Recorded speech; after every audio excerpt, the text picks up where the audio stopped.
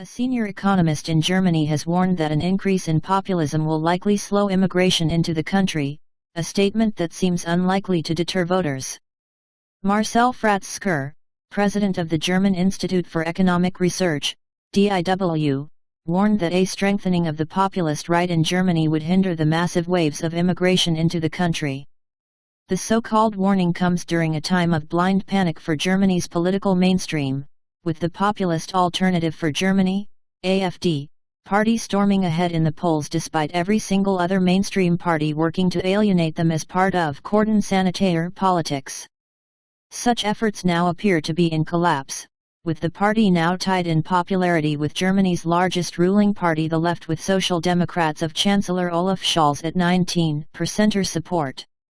According to a report by Handelsblatt, certain economists in the country are panicking at the steady rise of the party, with multiple members of the DIW expressing fear that they will put an end to the country's long streak of hardcore progressivism.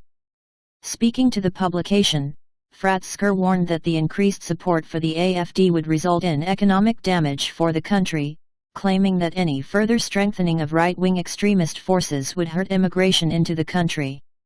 If this openness and tolerance continues to be lost, then German companies will be able to keep up with global competition less and less, the DIW chief claimed.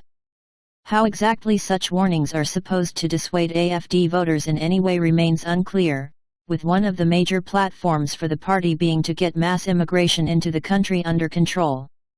Fratzscher is not the only economist upset at current circumstances, with others speaking of a negative economic impact on Germany should more and more people begin to question its so-called open society.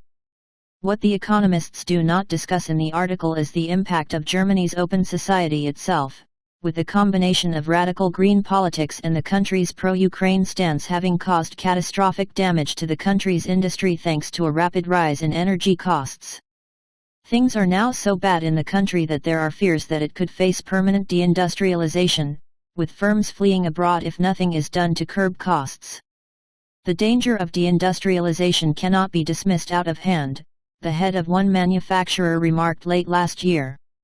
We are not renewing our infrastructure enough, building too little and not innovative enough. We are watching as the most important competitors in the world such as the US and China overtake us left and right.